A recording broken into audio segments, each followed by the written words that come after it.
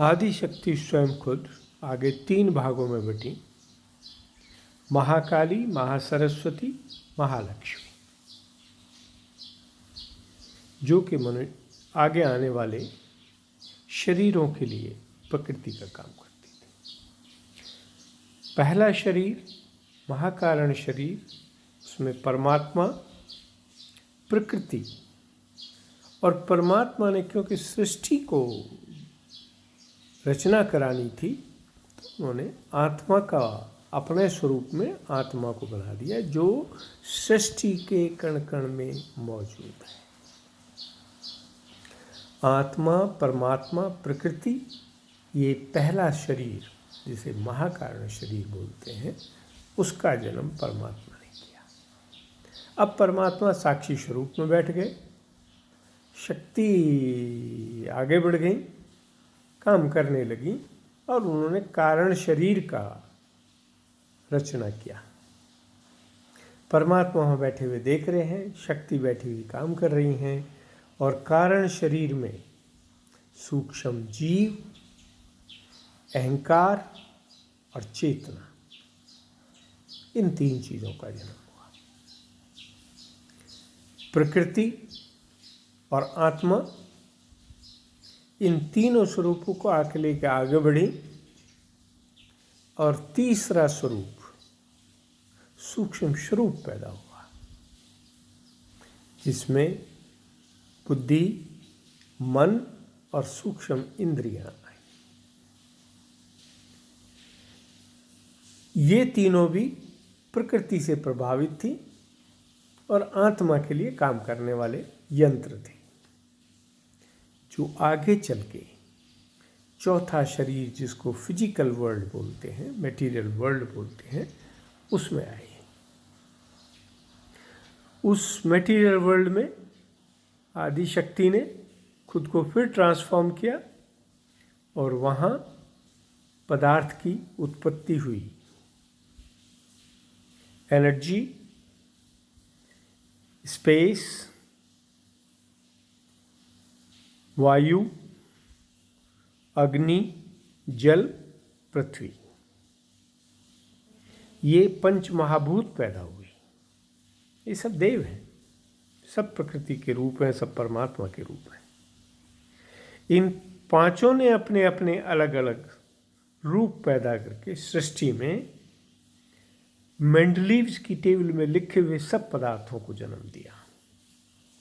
Solid, liquid, gas, और ये सब उस स्पेस में, सूक्ष्म में, उस स्पेस में एनर्जी की शक्ति लेके आगे बढ़ गए। इस तरह से सृष्टि की रचना हुई। अब जब मटेरियल वर्ल्ड में पृथ्वी, जल, वायु, अग्नि, स्पेस, इनके मिश्रण से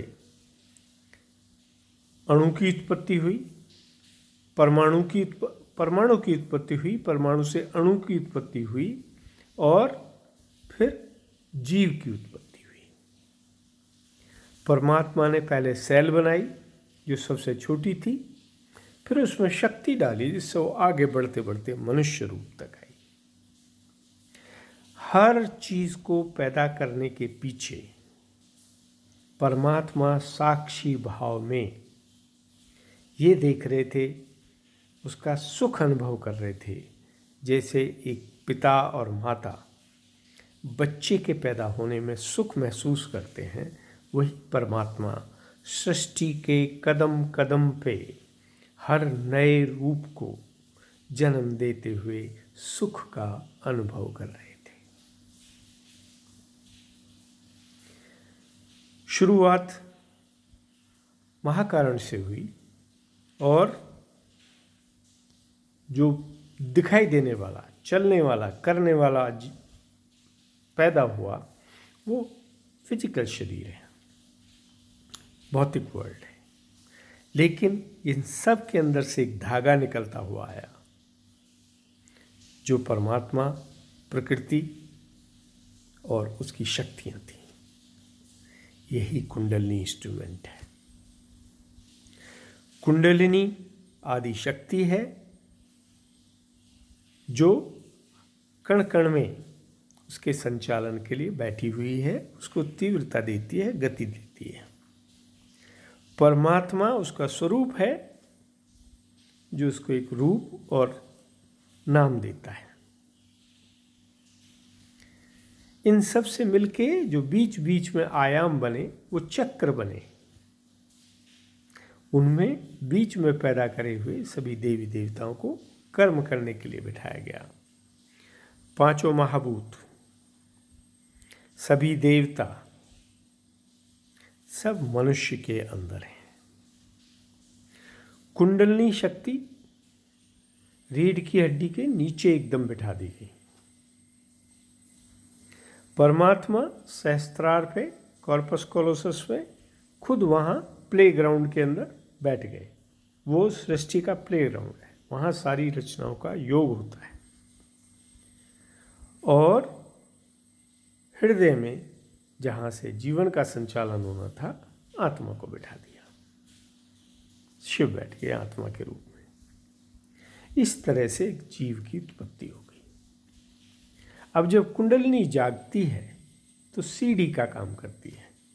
कुंडलिनी मूलाधार से सहस्त्रार तक एक नेटवर्क की तरह, जैसे उसमें नोड्स होती हैं ऐसे चक्र होते हैं, और सहस्त्रार गेटवे होता है जो परमात्मा के आदि स्वरूप से ज्वाइन कराता है, योग कराता है।